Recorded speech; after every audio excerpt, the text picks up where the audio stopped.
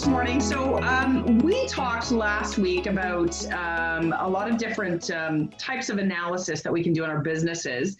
And I got some great feedback from you guys. So I thought this week we would kind of circle back around to that and talk a little bit about market analysis stuff, because that came up several times as things that people wanted a little more information about. So I thought we could do a little bit of working through some of those things, and I can give you some tips and tricks. And I think I've got a couple of websites I can share with you to start looking for information that you might find useful as well. So what I want to do is just start off with asking a question kind of around the room. So take a moment to think about, what a real answer is to this. But what is it that you need to know right now that's going to help your business in this moment in time? What is something you need to know or understand better than you did before? Adam. How to increase my clientele, because it doesn't really help to say, hey guys, I'm a web designer / app developer, and then, just kind of let things follow on from there. I actually have to find ways to attract people and to onboard them, so to speak. Right. So, yeah. Excellent. Okay, that's brilliant. Okay. And so I would ask a bunch of questions, but I'm going to leave it at that right now.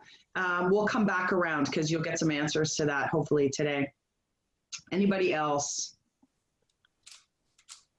I'm going to say that I still need to learn a little bit more about this whole internet, like the social media thing. Like, how is Instagram and that going to really help me? How can I use it without spending like half of my life on social media? Okay, very good. Okay, what else? What else do we have? What do you need to know? Catherine Davies, how about you? I'm going to go with Adam and say clients, because I find myself in the position when I can start working that I won't have to do as much of the work. I can contract it out so that I have time to find more clients. Okay, fantastic. Who else do we have? So Anthony, how about you? Oh, you're on mute. I need to understand how to do like ads to get my business out there on the internet, and then also some social media strategies. Okay. Known in the platforms, in those social media platforms. Okay, fantastic. Chris, what about you? Oh, it's just very similar to what's has already been said. I'm going to be launching a new product.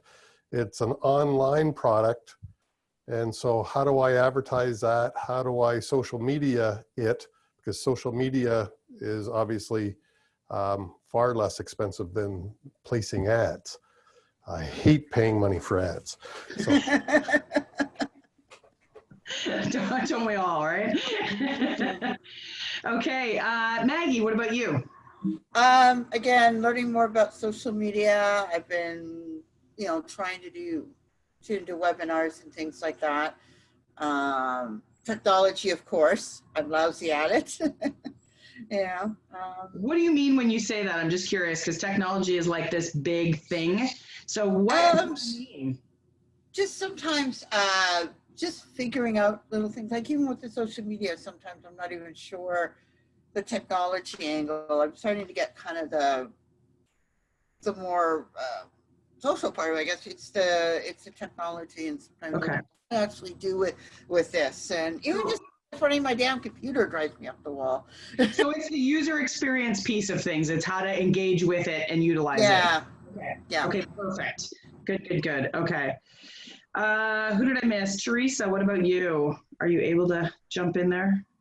So I would say more automation that works within my lifestyle and my business. Just automation between different platforms that I use. Okay, that's awesome. Okay, and suddenly did we lose? Oh, Ivan. Every time somebody switches something, the screen moves around, and I'm like, whoa, where did we go? We lost someone. I don't know. We had two Anthony. We had two Anthony for a while. Yeah, we had. Double trouble. Yeah. Cell division. Yes, it was good. You know what? Right now I'm just looking for networks, business networks in other cities. Okay. All right. Cool. Okay, so this is really good because it helps to kind of focus in on exactly the things that we're going to talk about today into how it relates to you guys. So this gives me an idea of how I can help you see how it relates in case I'm not being clear as I go through it. So we're going to use 5 questions to drive us to the answers to maybe not the actual technology stuff, but definitely going to drive us to the understanding where to start looking for those customers, definitely drive us to the ad development stuff, how to communicate social media. So the technology side of things, we're not going to do that. We're going to do more of the understanding from a business analysis standpoint, okay? So the first question that really becomes very, very important is, first of all, who are you targeting? And when we talk about who are you targeting, you know, I'm sure you guys have probably heard this, you know, what's your avatar? Who's your target audience, that sort of stuff. And that's really what we're talking about. But there's a number of questions that we really have to ask. And this is where understanding that doing the analysis, doing the actual research is going to come in invaluable to you, because we're going to look at things like, if you're B2C, so you're business to consumer, you want to know what are their age, what is their role in a company, how you know, how are they utilizing what you do? Is this personal, or is this actually for their small business, or is this for work? But you also need to know how much money do they have to spend on it. And as Chris just pointed out a minute ago, he doesn't like to spend money on ads. Do they actually want to spend money on what you have? And how much are they willing to spend? So when you start thinking about who you're targeting, it's not just about drawing a picture of the person or the favorite client. It's about understanding them in a way that's a lot deeper. So if I said to you, okay, well, how do you know that the target audience you've selected? So Adam, let's say, for example, we utilize you. Who is a target audience that you have? Target audience would be anyone that needs to build out their web presence, someone who doesn't really understand or needs better contextualization of, you know, how to update a website, how to, you know, tie in together, like how to tie together their social media and their websites and everything else, something that helps them stand out from everyone else. So that's kind of my target audience. Or Okay. if it's a company or it's someone else, you know, if I'm building an app for them, then generally it's a little bit wider. The criteria is a little bit wider. It just depends Okay. on who needs to do what and how my skill sets fit into Let that. me ask you some questions to really drill down what you need to understand better, because that was a huge, wide, broad, very, very broad. And so all of us right now are like, I don't think that applies to me, but let's see whether or not it does. So first of all, how do I know if I need to build out my WordPress? How do you know? Yeah. What does that mean? I would probably say in terms of like how you would need to know, maybe it could be something like, hey, I noticed that your website's a little bit out of date or something like that. Or, hey, maybe there's something I think you could be doing or something like that. Like I'm kind of acting as sort of a consultant. Like I'm the one that's doing the legwork and figuring out, okay, well, this needs to be fixed. This needs to be fixed. This needs to be fixed. And that's kind of how I figure that stuff out, is I kind of just take a look at it on my own time and see, okay, well, I like what they're doing here, but maybe this needs to be improved here. Maybe I can help with this. Maybe they need some SEO kind of stuff. I say this as someone that's not super great with SEO, stuff like that, right? That's an Ivan job, right? Oh, definitely. He knows, like, he's been around this for way longer than I have. So yeah. So I'm not sure still whether or not that's actually an issue for me. Yeah, I can see how I'm running into a wall there. Yeah, it's something where I've always sort of tried to see how I can fit in rather than how I can help others. And that's admittedly a mindset issue, right? Yeah, and so I think that the key there is really understanding that if you flip it on its head, what's the problem that you like to solve? What's the thing that you are kick-ass at solving? Is it the fact that, and I'll just give you an example, is it the fact that I can add pages on my website, but I'm not really good at figuring out how to make it work with my social media? Or is it that I can, that I actually don't have a clue how to add pages to my website? Maybe it's that I've got this weird thing happening in the corner of my website and I don't know how to undo that. Little stuff like that, stuff I kind of enjoy doing because I'm a bit more detail oriented like that. In terms of the broad pictures, in terms of bigger picture stuff, that you can actually approach as well, and it kind of ties into like design, right? Like how that Right. thing operates within you know, a smaller screen, like a mobile phone, right? So That those are challenges. You can see though where that has my attention because it's very specific. Mm-hmm. I specifically have that problem. And so now I want to talk to you. Now I'm curious, because ultimately that's what your role is when you're trying to get a customer to reach out to you. When you're looking for a way for a customer to be interested in you, you need to get their curiosity. You need to get their attention. I mean, honestly, I get an email once a week from somebody who I love these standard emails. Hey, I looked at your website. It's pretty awesome, but there were some extra things that I think I can do to help you. If I get more of those, I'll probably hunt them down and kill them myself. Kidding. There's like 80 people in the same company. Yeah. So what is it that's specifically going to make me curious about what it is that you can do to resolve that? And here's the other piece.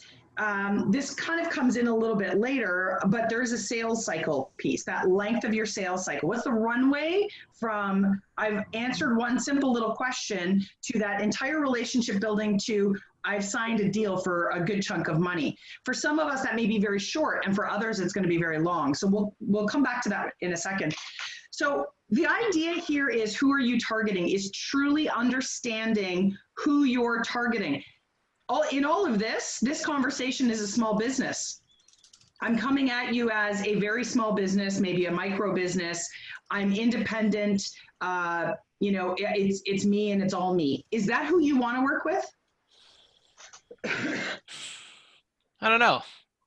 I mean, that's definitely for individuals. I mean, there's only so much that they can pay, and how much my work is worth it. For larger companies where their work scales out infinitely, or you know, comparatively with a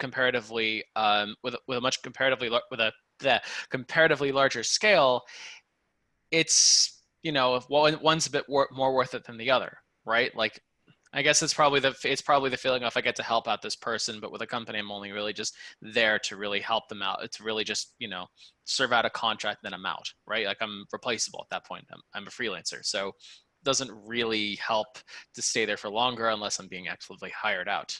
Absolutely. Right? So here's one of the things that's very helpful in answering this question is start with the list.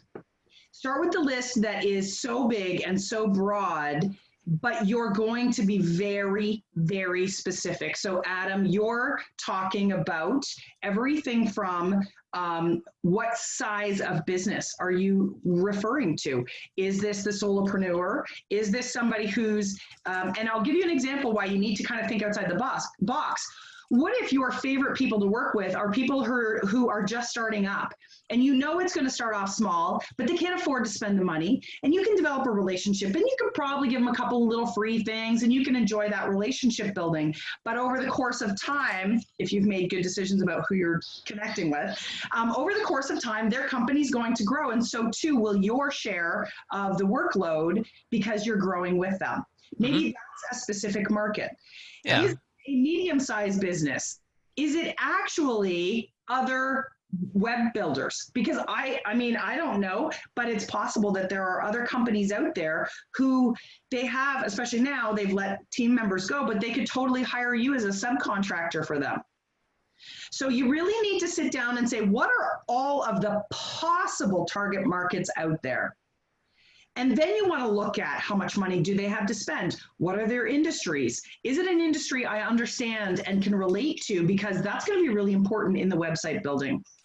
How old are these people? Are these people in your own age group, and does that matter? Can you talk to people who are in a different age group from you, right? Yeah. So in some areas, that's easy to do. In other areas, maybe not. Some people don't do well with a large generation gap, and some people, doesn't matter. So you need to understand who you're talking to. You also need to understand their role. Yeah. So their role in a company is, you know, the president of operations, and you've never sort of been in a position where you're experiencing what it's like to work at that corporate level.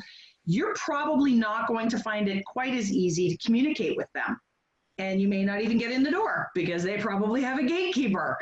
So you need to think about what the role is of the decision maker, but you also need to know what the role is of the person that would be implementing. Because that person implementing probably has influence, but they may not be making the decision. The That's person true. making the decision may not know a bloody thing, and they're going to rely entirely on the decision maker, or sorry, on the implementer.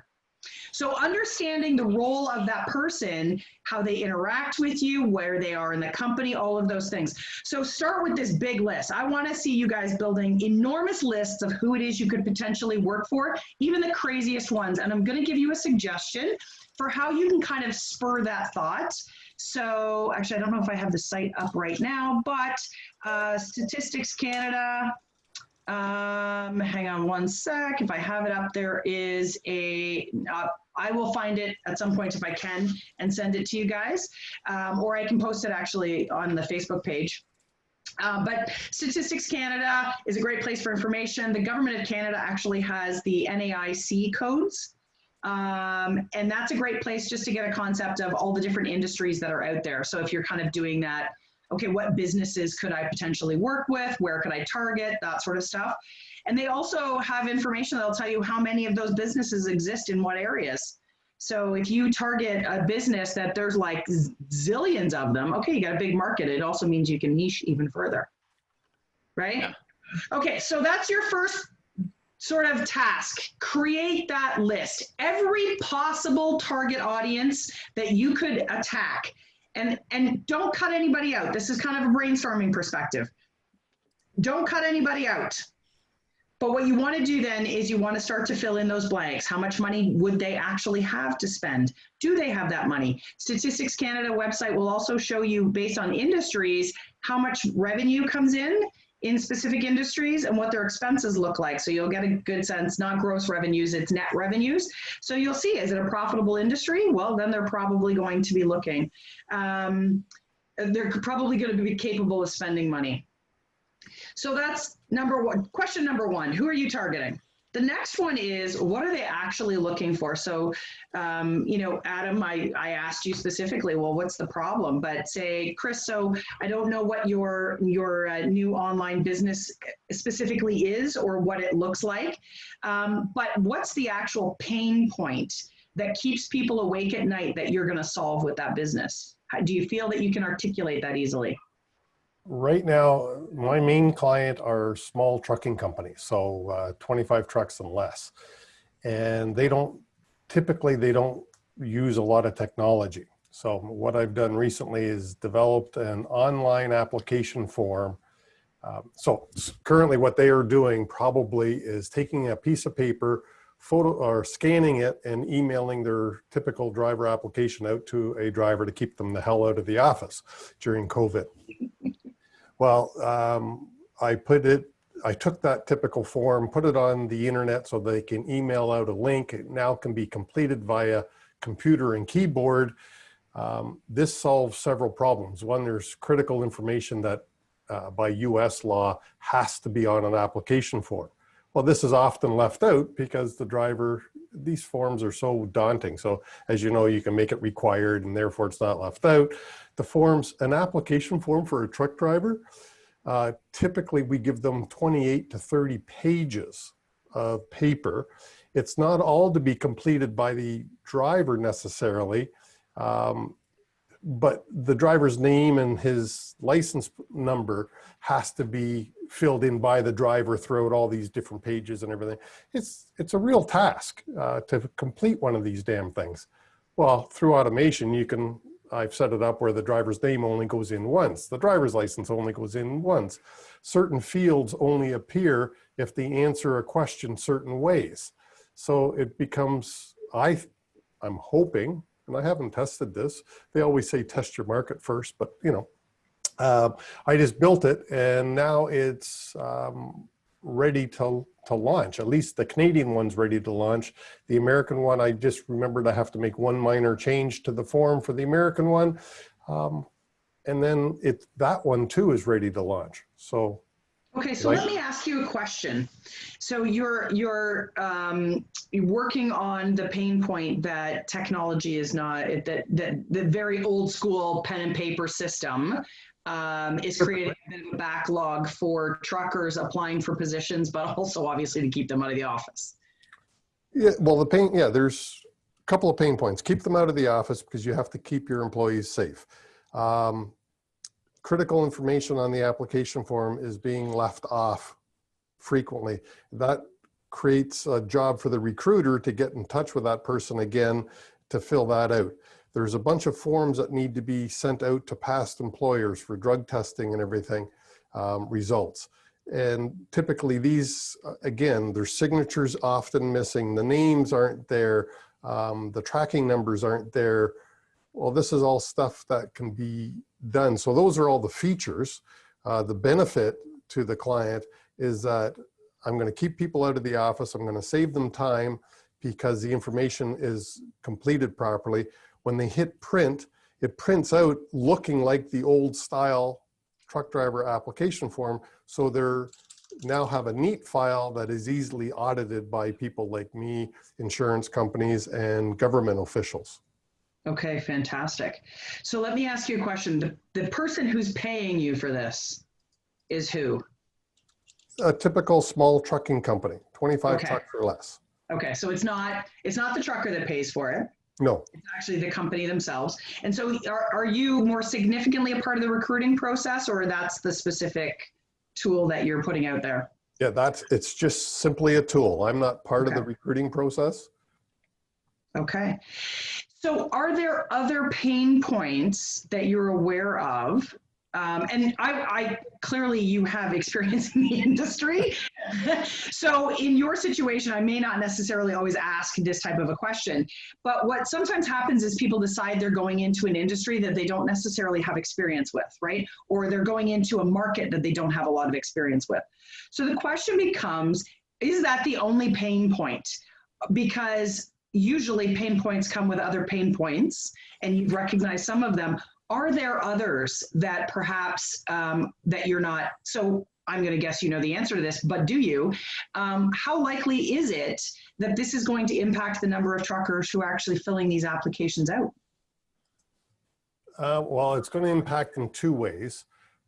Trucking, typically, we're not very technology savvy. The average age of a truck driver is 55. There are many truck drivers who cannot use a computer. So this is not going to solve that pain point issue for some applicants. But for the younger ones, being able to do this on their phone or on their tablet absolutely will solve a pain point. So here's my list of, sorry, you were asking me. So the next question that I ask then is, who do the employers prefer to hire? Typically, if you talk to an employer, they will answer that question by anybody who qualifies for the insurance company. Okay. So I also recognize though, Catherine right now is like, because you can ask that question, but it's true, whether we agree or disagree, whether we know we should or not, businesses will have their preferences. And so they will be aware that by utilizing a system like that, it is going to target the younger drivers. And so that's great. If they also want to be able to say, though, we need a balance, or we don't want to discriminate how do we accommodate those who may have difficulty? So for example, in my head, I'm like, okay, so can we do a voice thing? Like, I have no idea. Again, this is technology going way beyond. But you can see how you want to drill down further and further, and still, even each time that you've come up with an answer, you need to ask another question. Is that really the bottom of is that really the root of the issue? So yes, it's an issue that there's, those things that you named, but then is that going to get them the drivers that they want? And what happens to the drivers that can't access this? So is there another solution? All of those things. So when you say, what are they looking for? You want to be sure that not only are you getting that information based on your own experience, but you're getting the information based on a conversation that encompasses all of the possible pain points. So you've already identified those, obviously. The older the older drivers may not be comfortable, but now you have the ability to sort of expand that and say, okay, so what can we do to incorporate them?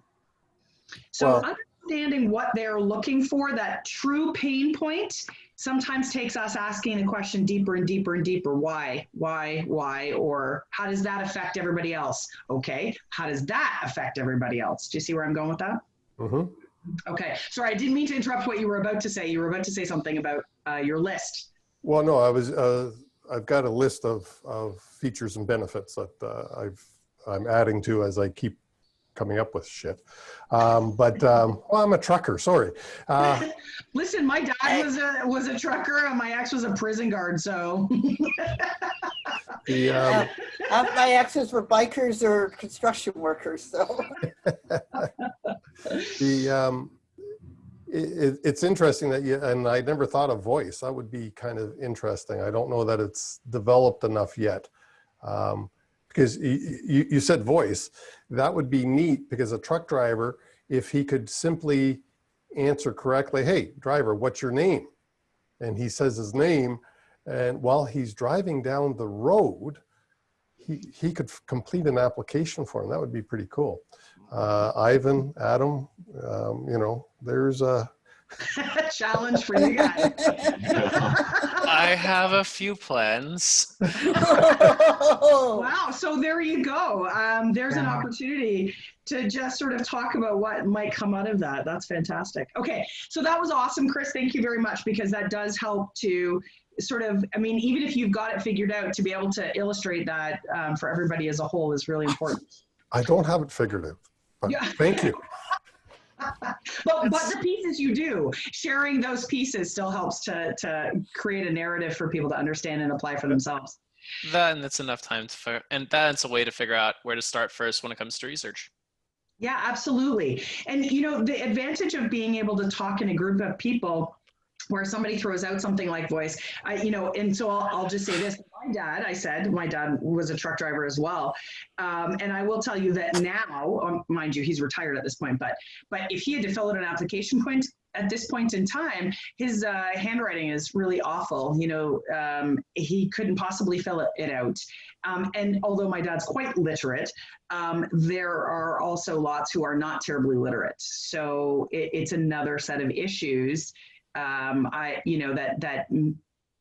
kind of jump up to the surface that say, hey, some of the guys who are really good drivers and would be fantastic for a team member, they may have barriers. So the other thing that I want to throw out just as a thought to you is to investigate assistive technology. And so because I come from that sort of disability supports side of things, that's something that would just pop into my head. You guys may never have seen any of that stuff, but assistive technology is something that allows people who have those kinds of barriers to be able to do things that they normally wouldn't do. So you may find a tool in there. And actually, I do have some suggestions and thoughts, but I have to percolate those, but we should touch base later and I can share. So I will send you my phone number and my email, but okay, sounds good. Okay. Thank you. So that question was, what are they looking for? But what are they really looking for, right? So sometimes what we think we're looking for is this. So Adam, you're looking for people who are looking for web design or, app building, but that's not really what they're looking for. They're looking for someone who can fix this problem for them, right? And so we need to drill down further and further and further till we kind of get to the bottom of that and then figure out where we fit on that scale. I also wanted to add a little bit to that, which is that sometimes, my main idea behind targeting mostly smaller, like smaller businesses or, you know, solopreneurs is it's mostly goodwill. You know, if you can solve a problem for them, you're able to do it and you're able to help them, you're reliable at that point. They can come to you for repeat business. They can ask your opinion for certain kinds of things. And they can even refer you to other clients. That goodwill can accumulate over time, and it can help. And not only can it help you, it can help your client base. Your clients are more likely to remember you if you actually figure out how to solve their problems, because then you're the go-to guy. It's like, hey, he's the guy that I trust the most with this problem, right? And then I can refer to them to other people if there's a problem that's outside of my scope. I mean, I don't know everything, right? So yeah. And you know what? It's definitely a skill to stay in your lane. So I just wanted to point this out. It's one of those things where this is a strong business for me. I have a firm belief that the more that we learn how to collaborate effectively doing strategic partnerships, the more small businesses will grow.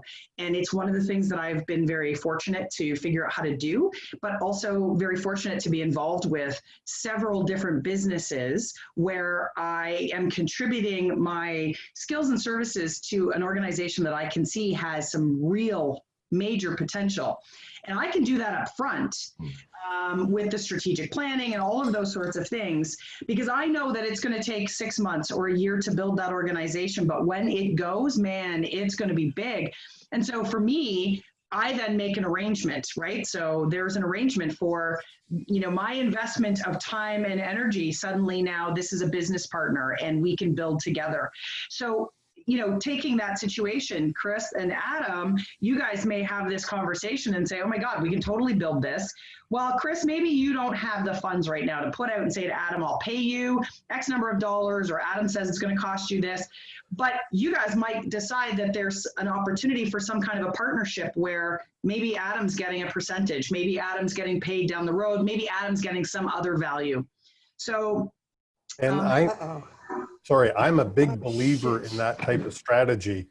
You know, to especially percentage. Hey, do this for me and you get a percent of sales, especially in the computer field.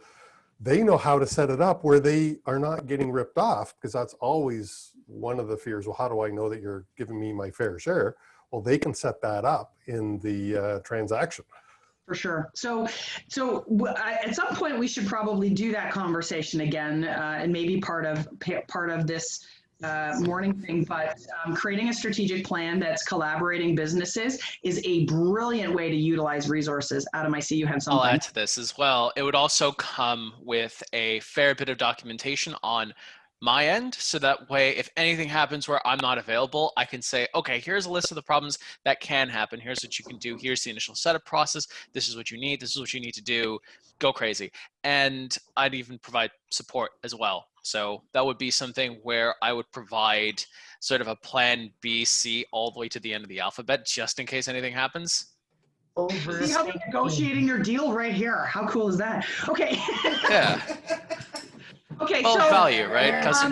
The key is really about this. If you have a target audience and you know what they're looking to solve and you are both working towards the same thing, that's a great opportunity to collaborate. So I'm just going to throw that out there, and certainly we can have more conversations about that. I just want to make a quick note, a comment, because the kind of person that Adam's looking for is the kind of person I was, right? And so you need maybe to talk to people who don't have websites or much presence, because sometimes we don't even know what we don't know is available. Yeah. Right. And so I started, Ivan and Teresa are my web people. And I started on a per job basis. Then I started on a monthly plan. And then I think my monthly plans like tripled since we first started. Right. But we've had a long relationship with 5-6 years. Right. And Ivan and Teresa and I know the next step is going to be that much bigger, but they have to wait for me. So, but Ivan keeps going, but you know what you could do, all right? And it keeps me excited. That's Ivan's favorite statement. Yeah, I was gonna say.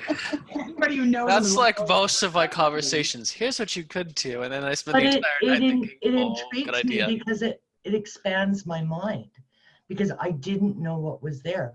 Where my business is now 13 years ago, from 13 years ago, it's because of meeting the right people, like Ivan and being one of them, and Teresa, that I never saw my business going there. But now the possibilities, that's what you can offer a micro business. Mm-hmm. So, and that really goes back to, did you add that to niche target audience, right? Did Yeah. you add that in that target list? Because that's really key. Okay, so the next one. I'll just throw one thing in about what Catherine said there. You know, it's very, very rare that you bump into somebody who is as open-minded to their future without a lot of not a lot of blocks, right? So whether it's somebody like Catherine, we brainstorm some things, and even though the answer is no, usually it's no right now, with the potential that if things evolve this way or that way, it can definitely go there. And I like that, because sometimes people just are, they just don't, they want to focus on this here and that's it. But then they get to the next step and they've never pre-planned for it, right? So when they get there, there's a lot of time that's kind of wasted, not preparing for it. Anyway, yeah. So thank you for that, because the next question that you need to ask yourselves is about how you need to communicate.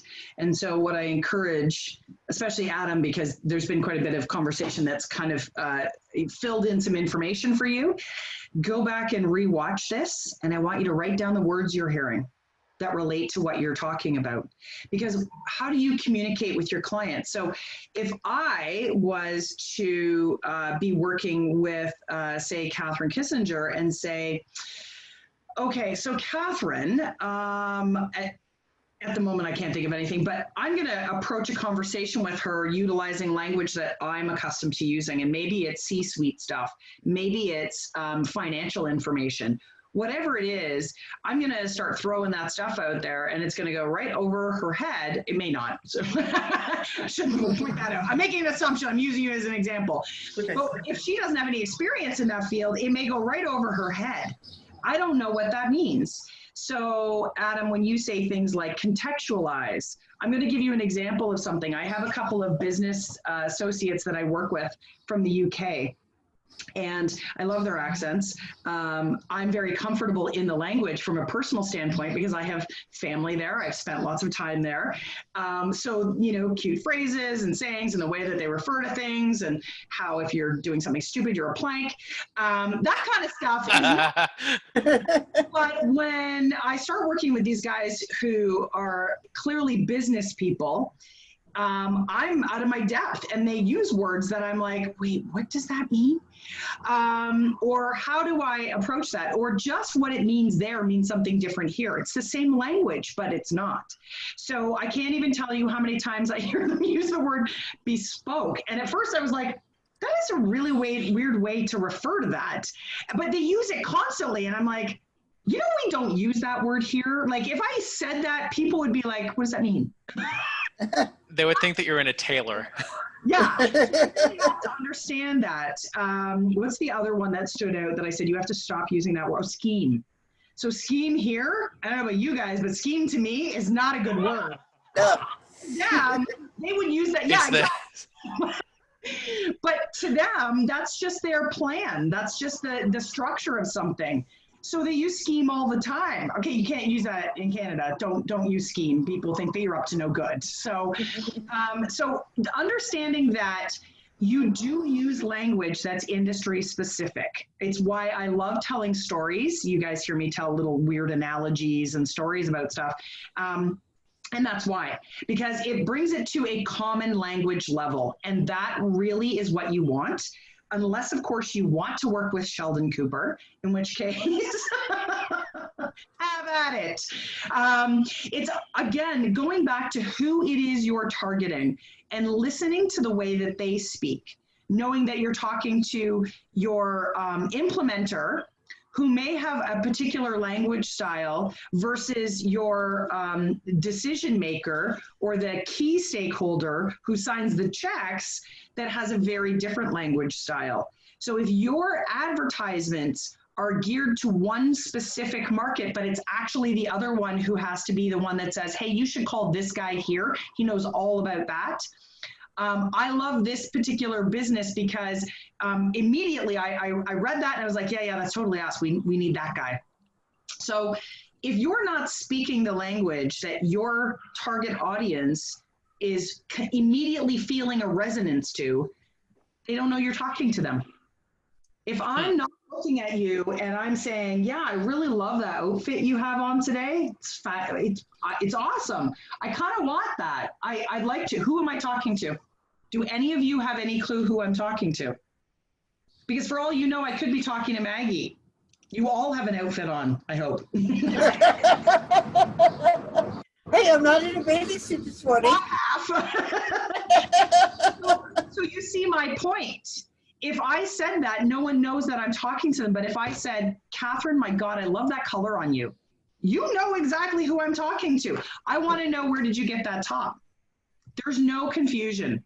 Everybody else is like, what's wrong with what I'm wearing? So Bad example. There's two of us. Bad example. There's two of us. You had the brightest color shirt on. So you see where I'm going with that. You really need to actually put yourself in front of the customer that you want to be talking to, that's making the decision that they want to work with you. Be in front of them and listen to their language. Listen to what they say and how they say it. If they are someone, and you're going to see there are some commonalities, and then of course there's personality. There's not much you can do about the personality side of things, but you're going to see the commonality. So if I am talking to Anthony and I said, Anthony, I'm just looking for a housekeeper for my house. I'm not going to lie, you look very dapper in your suit and your bow tie, but you're not the first one who comes to mind if I just want a housekeeper. It's not a communication that is solely about words. It is also about so many other things. If your website is pink, but your target audience is male, how do you think that's going to work out for you? So remember that communication is anything and everything that conveys any message whatsoever. What language are you talking about? Are you talking about visual? Are you talking about audio? Are you talking about the actual words? Are you talking about the style of communication? Some people are much more straightforward, to the point, here's what's happening. Other people are like, so, and there's a whole lot of explanation and discussion, and how do we get to that point where we're on the same page? So understanding who your clients are very, very clearly is something that's extremely important. So Anthony, how do you connect to the clients that you're looking for? You already have certain targets, you know what they want, but do you know what they want? How do you communicate to your target audience right now?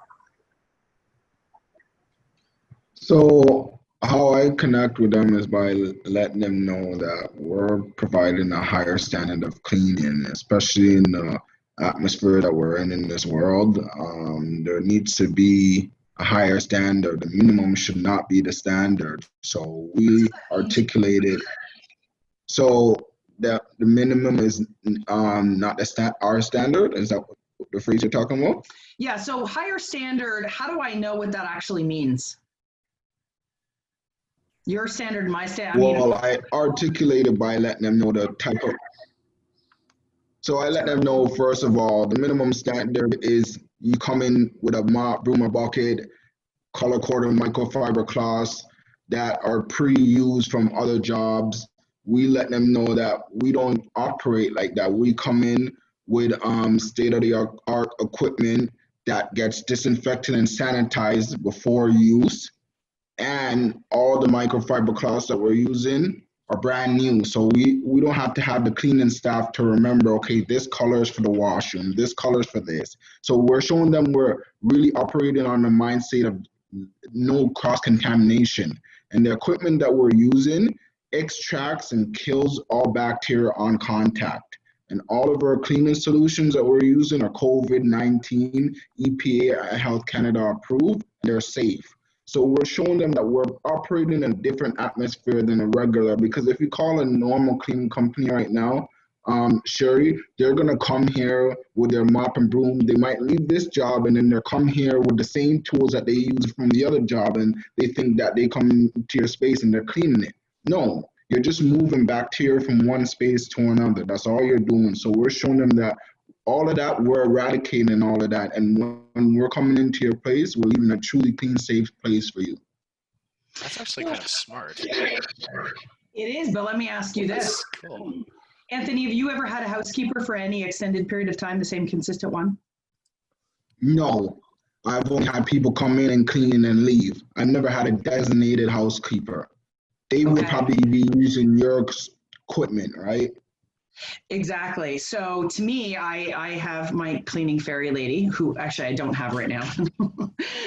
Let's not go there. Anyways, you have no idea the door. You can call me Karen now. It's fine. Potential client there, Anthony, right there. Potential client. Just saying. All of you guys are my client. All of you guys are my client. So I don't have a house. So if I'm a residential client, yes, and you've not experienced that, what are the things that I would say that should trigger you to recognize, okay, these are things I need to say? So for example, I would expect that you would use my vacuum and you wouldn't bring a vacuum from somebody else's house. I would expect that the cloths were clean. I'm okay with you laundering them, but I would expect that they're clean. I actually kind of just want a relationship with the person that's coming in. I need to know that when I'm not here, I can trust her. You're in my house. It's a very sacred space. And that's more important to me than COVID contamination, because, well, I'm not really concerned about COVID contamination. There's only 3 of us here, and we don't have a constant stream of people coming through. So COVID contamination was even on my mind when I think about housekeeper.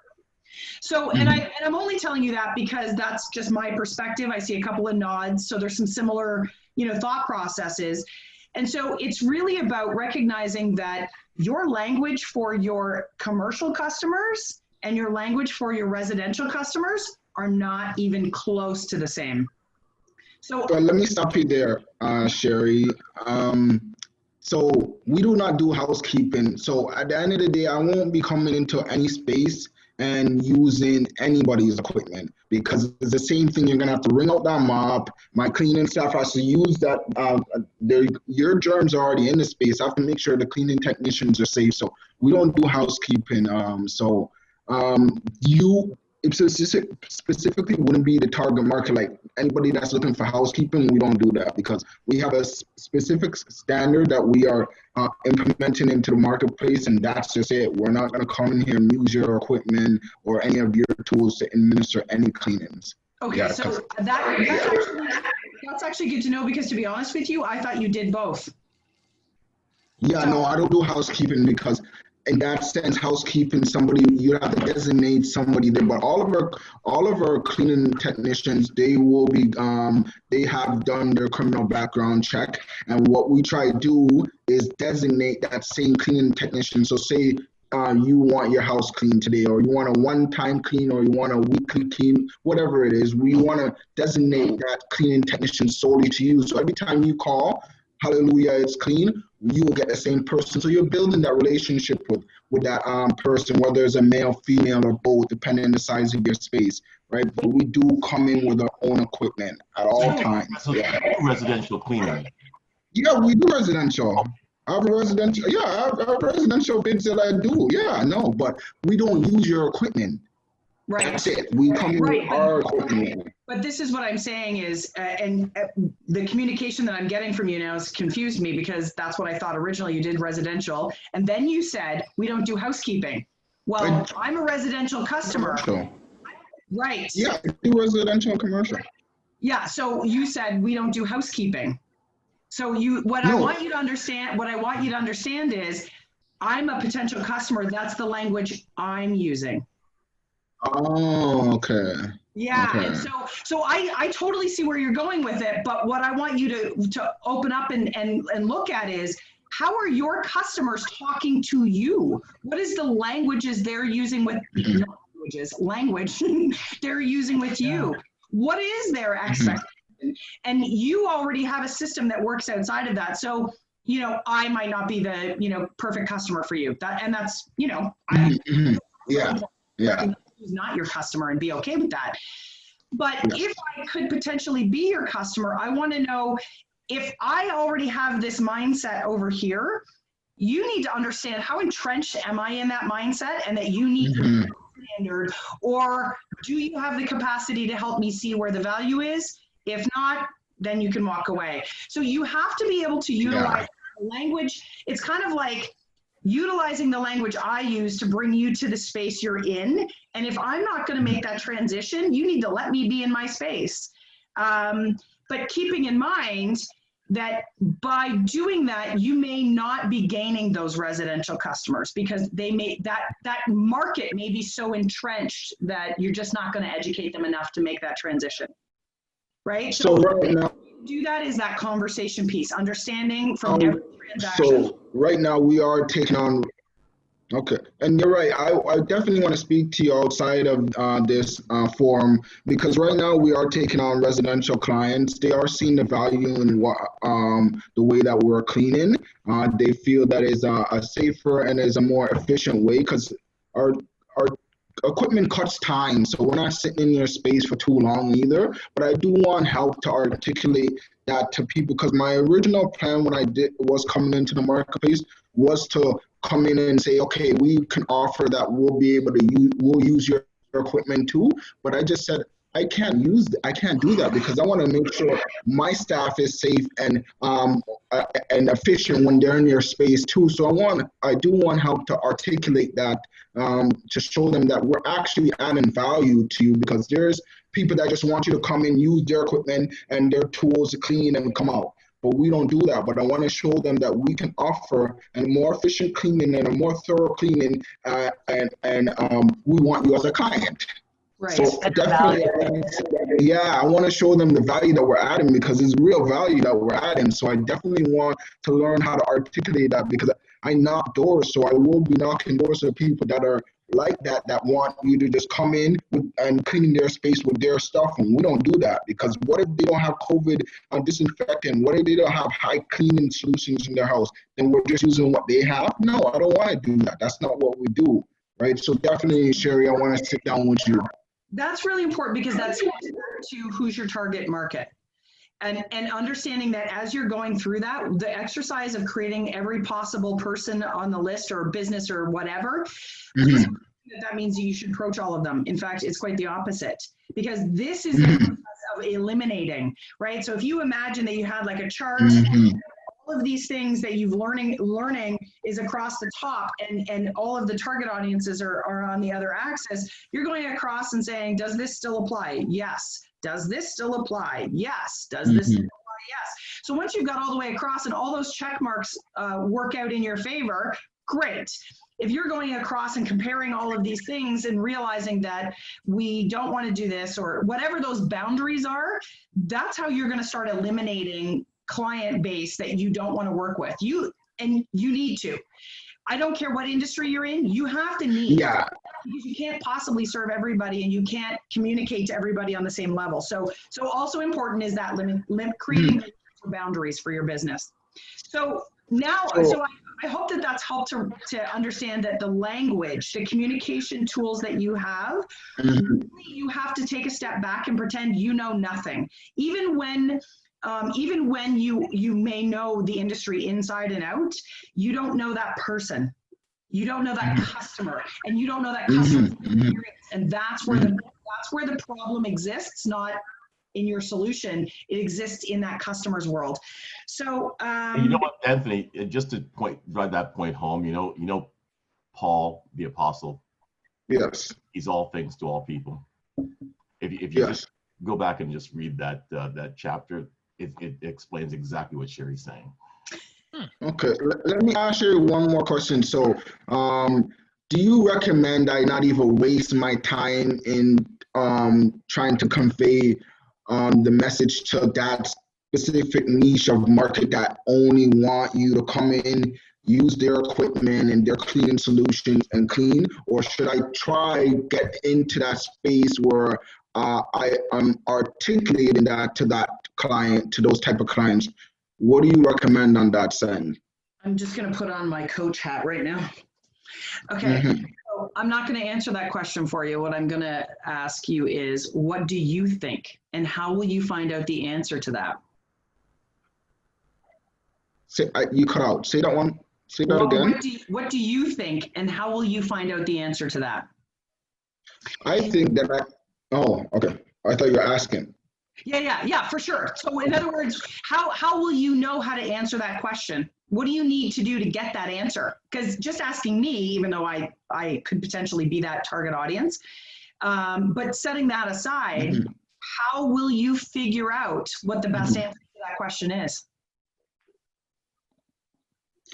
Well, by their response, right? I haven't encountered anyone like that in the marketplace yet, but I was originally going to start using that strategy for those market by using their equipment, but then I had to pull back and said I don't want to go that avenue. So I haven't got into the conversation with anybody like that yet, but I assume once I start knocking doors more and aggressively, I will encounter people like that. And I do want to show them the value. I don't really want to not serve them because we're actually adding value to them, right? So I don't know. That's why I want to sit down. This is where the challenge comes in, is we're adding value, but your perception of value, again, okay, you need to be in their world. You need to turn off the existence of Anthony, and you just need to immerse yourself in their own experience. That's where you're going to get your answers. So maybe it means you're going to have to go and knock a few doors and say, hey, listen, I want to have an open conversation if you're open to it. I'd love to talk to you about what I do, but what I'm really looking for is some feedback. Now you don't do the hard sales pitch. Now you just ask questions, right? Put a post on Facebook that says, hey, I need to talk to all my friends who have ever had a housekeeper. It's the easiest way to get market research, I'm telling you. So you really have to set aside who you are and what you think you bring to the table, and you need to put yourself in their position. This is really about that customer empathy mapping thing. You have to understand, and it's so much more important right now, right? I mean, especially for you because of the situation. So I hope that that's helpful.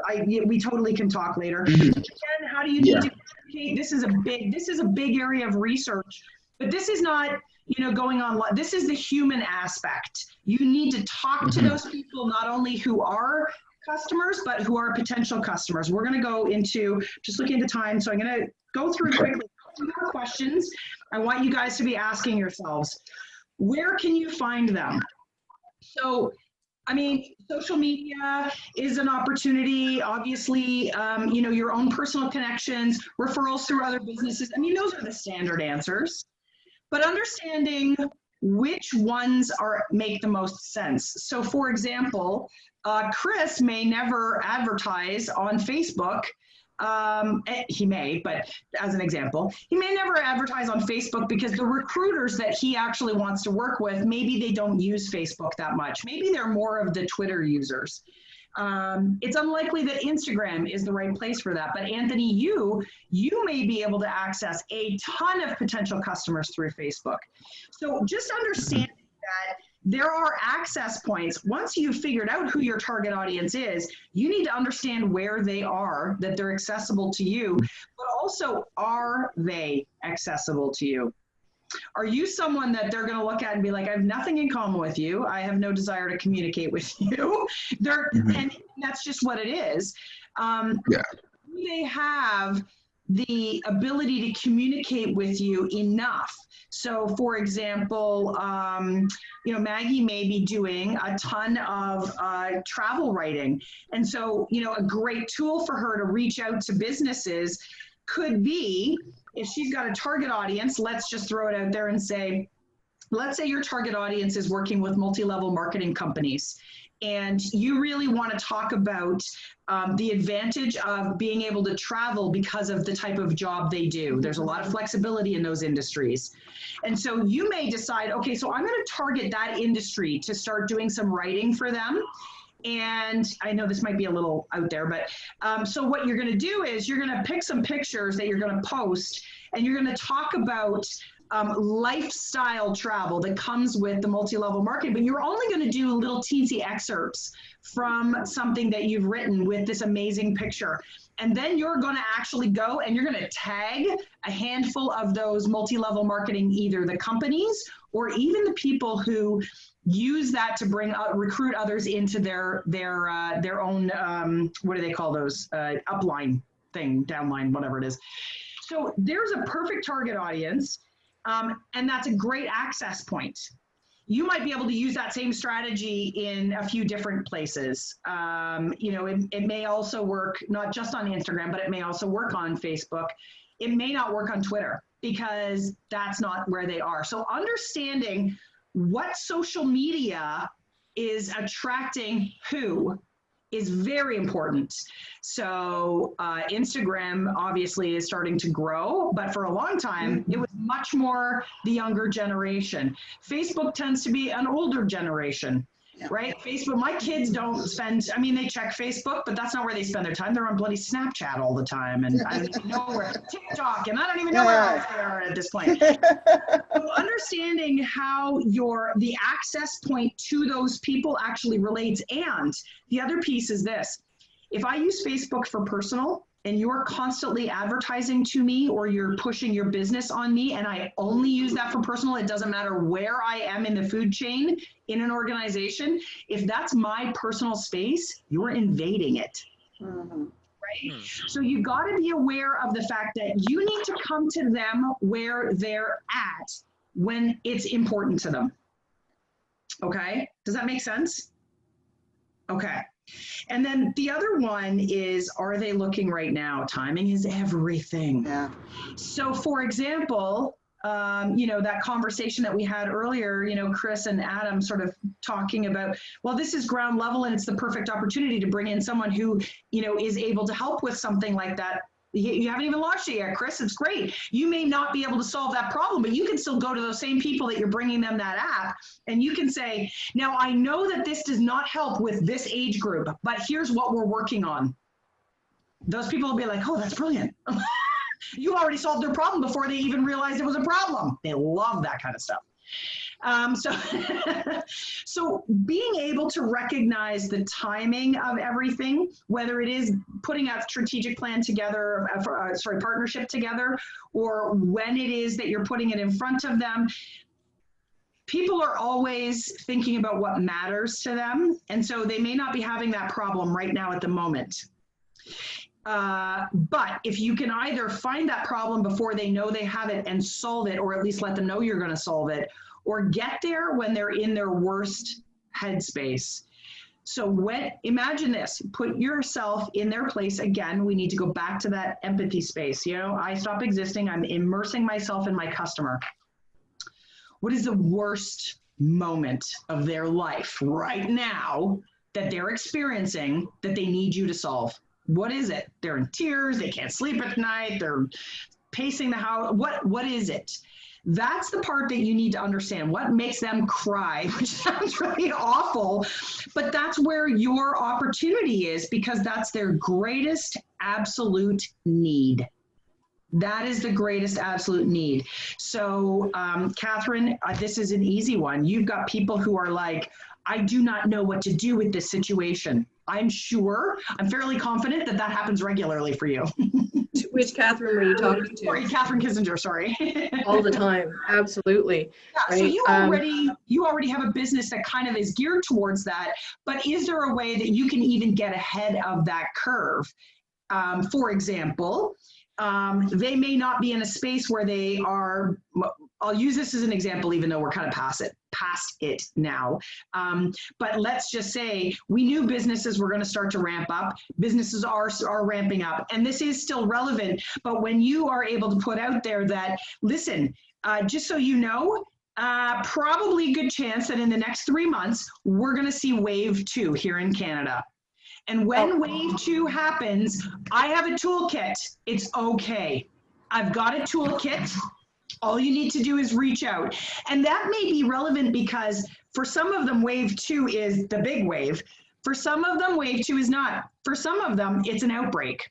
It's an outbreak in a facility. It's an outbreak in their manufacturing plant. It's an outbreak in their company. And that may be the piece that you want to target, right? So are they looking right now is really, really key. And again, it goes back to, even if they're not looking right now, what can you do to start building that relationship so that when they are about to lose their mind and the thought goes through their head, I don't know what to do. I'm lost. I don't know what to do. We automatically look for the solution, and the solution is you. Plain and simple. It's obvious. You're right there all the time. They already know that it's you. So understanding the timing of the business is enormous. It's also important to understand what that customer sales cycle looks like. So for example, Catherine Davies, your people that you're working with, they know they need all of this stuff. How many of them come to you at the last possible second? They're like, oh my God, okay, we were supposed to do this and the Ministry of Labor showed up and can we get this done quickly, please? Does that happen to you? It does. But do you also get those ones who plan ahead? Mm-hmm. Okay, so how you approach those two customers because of where they're at in their sales cycle. I mean, the sales cycle looks the same. They still have to go through these same experiences, but how short it is significantly changed by something and understanding that something, right? So you want to make sure that you understand what that cycle looks like. And when they come to you in that moment of dire need, okay, no problem. We can pedal right through this sales cycle because you've already got all those answers in place, right? Yeah, we try and avoid that by doing reminders 60 days in advance. Very good, very good. And you may find even more solutions if you kind of look at it from that perspective. What's stopping them? What's actually stopping them from doing it 60 days in advance? So I would challenge you to start asking that question, right? So I'm sending, every year I send out reminders, and every year they wait until last possible second. You need to investigate those people and find out why. Why do they wait till the last possible second? Is it because it costs a lot of money and they're like, oh, we don't want, so can you do something where they pay on a monthly basis and you just keep everybody up to date? Is there something that you can do different, right? Solve the problem, but you got to understand what the problem really is. Okay? Okay, so I'm going to throw out some tidbits for you. So ultimately, I heard somebody say this earlier, and I'm sorry because I don't remember who it was. I think it was Chris. Test. It doesn't matter what you're doing. Put it together, put it out there for a few people, beta test everything.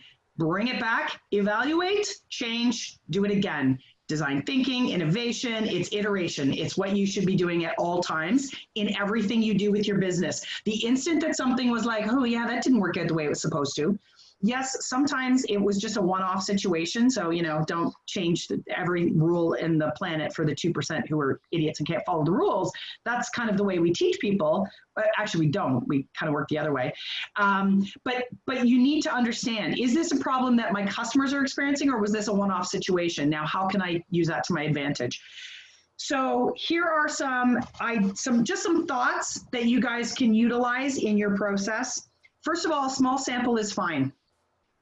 But know that every single person you talk to, you should be collecting information. Every customer that goes with you, every customer that does not go with you, every customer who sticks with you for a while and then leaves, every customer who goes with someone else and then suddenly shows up on your doorstep. You need to sample all of those for information. You should be asking similar questions of all of them. Why did that happen? Why? 5 whys. Always ask 5 whys. They say 3, I say 5. Utilize the opportunity to do market research and also market at the same time. So Anthony, that was a perfect example. Hey, listen, I just want to talk to everybody who's ever hired a housekeeper. Now you get to do market research with them, and then you get to say to them, okay, so I want to throw some stuff out and I want your feedback on this. And then you share with them what you do differently and how you create value. And then you say to them, Tell me what you learned from me. Tell me what you think of that. Tell me why that seems more valuable or why that seems less valuable. Let them tell you, and then you'll know how to answer their questions. And by the time you're done, you'll probably have sold them. Easy way to gain customers. But it's valuable information, even if that's not your intention. That's smart. What's That's that? smart. I said that's smart. You need to ask those specific questions when you're sampling to get the answers to all those questions we talked about. Who are you targeting? What are they looking for? How do you need to communicate? Where can you find them? And are they looking right now? Those 5 questions will drive your business. So you need to be asking questions when you're doing the market analysis. You need to be asking those questions of those customers that get you those answers. Pretend you don't do what you do. Pretend you are not the guy who runs a cleaning company. Pretend you are not the HR professional. Pretend you are not the website builder. You need to come at this as Catherine said this earlier. You don't know what you don't know, right? You don't have a clue. How many times has something happened? I have this funny story about, do you guys know what LARPing is? Anybody heard of this? Live action role play. I knew Adam. So live action role play. I will tell you that a number of years ago, I was working with an organization and we were doing skills building stuff. And we were trying to find a way to engage this one particular individual with developmental disabilities. And somebody in the, he was always like, had like a superhero cape on. He was always in his own imaginary space. And you would say hi to him in the hallway and you would get the weirdest responses as if you were in the middle of some comic movie, right? So, like a comic series. So, and this is just the space he lived in. So this guy who worked at the facility said, well, maybe you guys should introduce him to LARPing. And I was like, what? I don't know what this means. There is this whole subculture of people who dress up and like live out stories. I think it's actually kind of cool. At the same time, it's kind of peculiar. But the reality is we watch movies so we can immerse ourselves in an experience. We, we read books so that we can experience something different. They take this to the extreme. Here's what I learned. Holy subculture. Like you have no idea.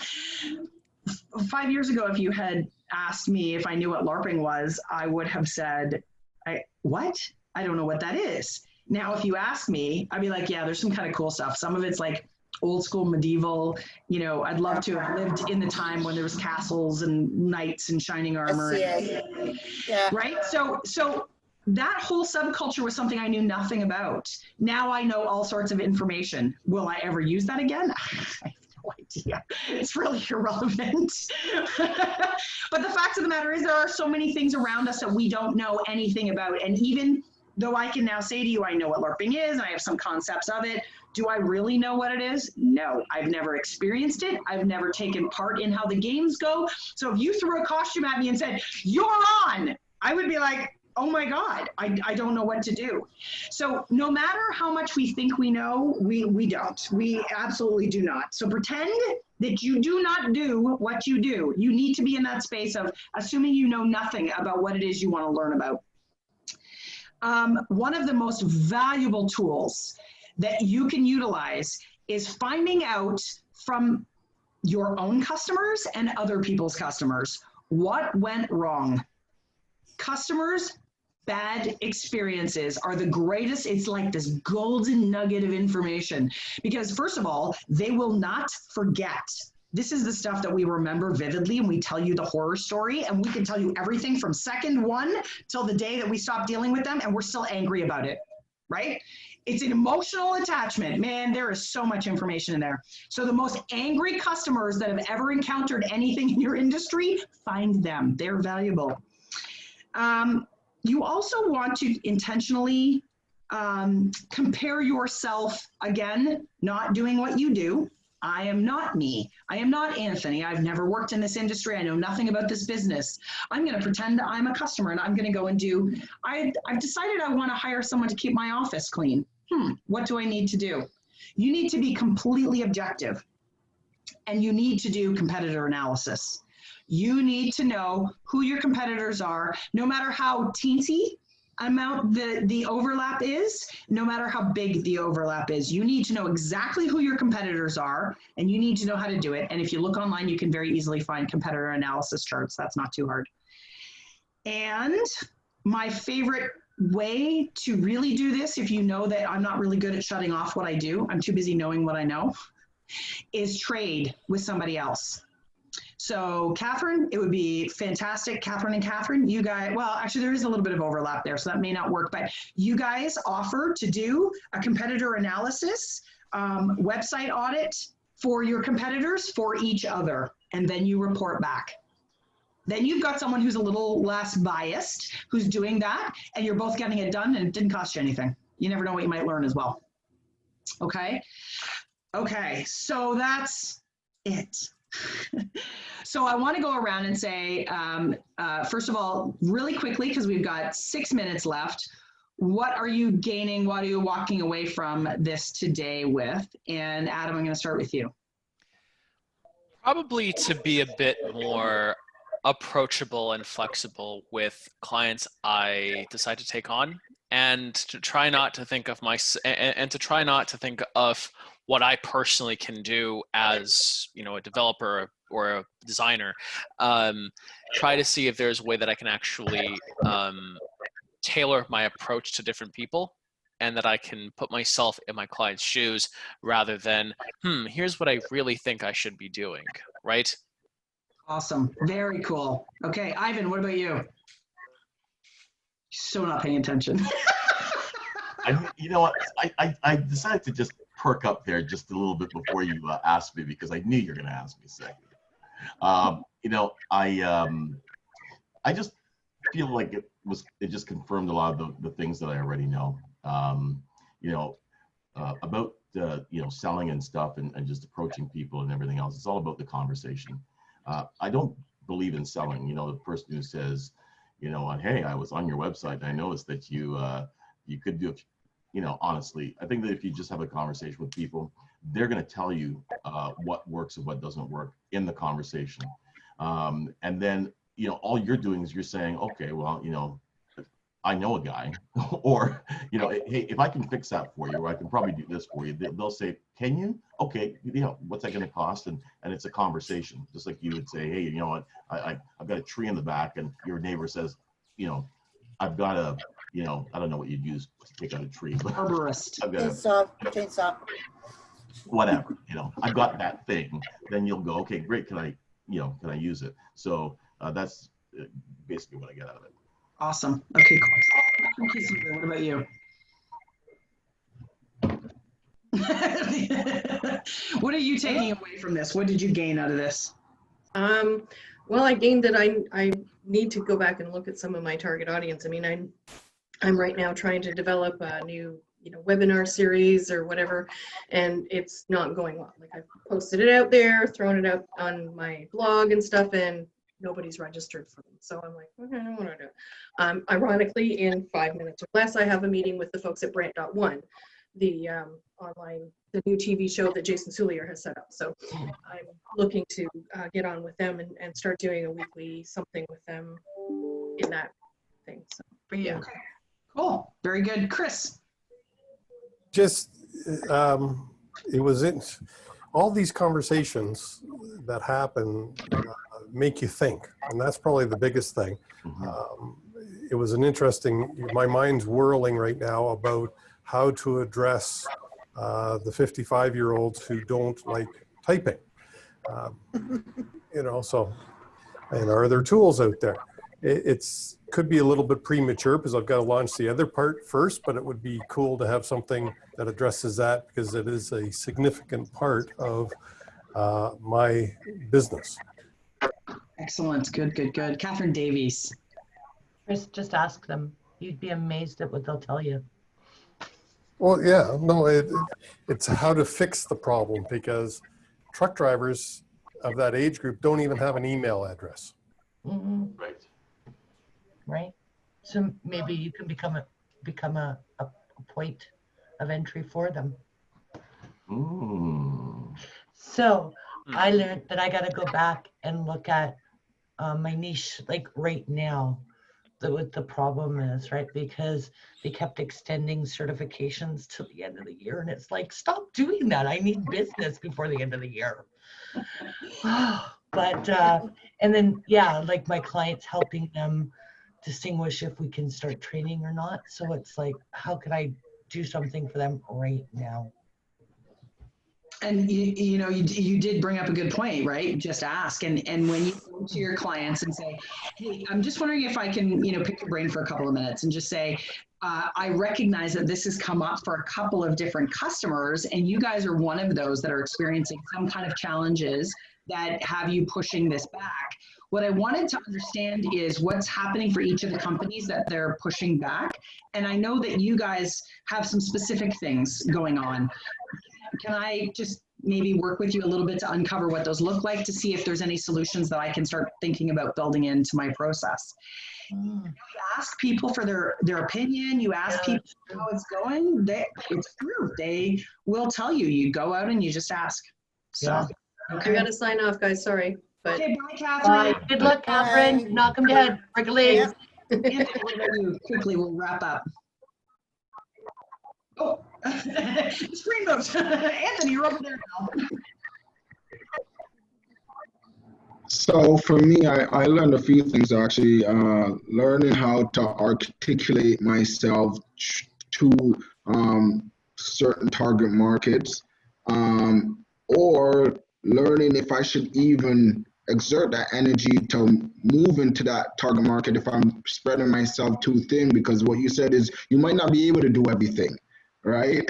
And then learning that you actually have to do a competitor analysis chart, because when I did my business plan, I got about 10 competitors information and got the pricing, and I understood how they did their cleanings and stuff, but I didn't see nothing about a competitor analysis chart. So I got to figure out what this is. Yeah, because those are the ones you want to understand. What's the language they're using? What do their colors look like? How are they approaching their clients? Where are they finding them? What kind of reviews are they getting? I didn't mention this. This was actually a really good one. Sorry. Reviews of other companies, brilliant source of information, because they will tell exactly what it is they loved about somebody, and they will certainly tell you exactly what they didn't love. So reviews of other companies, your competitors, huge, huge benefit. So you need the more intangible, the demographics, that tombstone data kind of stuff, where how much do they charge and what do services, that's great stuff. But you're at the point now where you need to know, how are they getting the customers they're getting, and are they getting the customers you're getting? Right? So, okay. Maggie, what about you? And I also want to connect with you outside of this, definitely. Sure, absolutely. Absolutely. Maggie, what about you? Again, I've got to start focusing and not being scattered all over the place, but I also have to sit down, like I say, and do real brainstorming of all different possible customers, because I can work for a wide variety of people, even though travel is my love and specialty. So I've got to really sit down and focus and get things moving, so I'm not just going all over the place. Yeah, and again, that timing thing, maybe now's not the time to talk about travel as much. Or you just need to shift focus. Maybe that travel needs to be localized. Yeah, right? that's what I'm trying to concentrate on now. What's in the Golden Horseshoe, right? Yeah. Right now, I will tell you that all of our friends are like, oh my God, find me a cottage. How many people I've seen? Yeah. Does anyone know where there's a cottage for rent? We'll take anything. Yeah. A lot of places are getting booked up too. So you may want to look at what are the alternatives to cottages, because those people are definitely out there who will take anything. So who's the business that will pay to get you to do that for them? Yeah, absolutely. Okay. Teresa, how about you? So for me, I think what I really pulled out is to stay open-minded about our customers, the experience our customers are having, and make sure that we're communicating and finding out, what are the issues that we may be facing with our customers, and how then taking it away and then figuring out how do I learn to make sure that experience that they're having is eliminated or is fixed, made better in whatever way that looks per customer. Awesome. Very cool. Okay. Thank you so much, guys. This was awesome.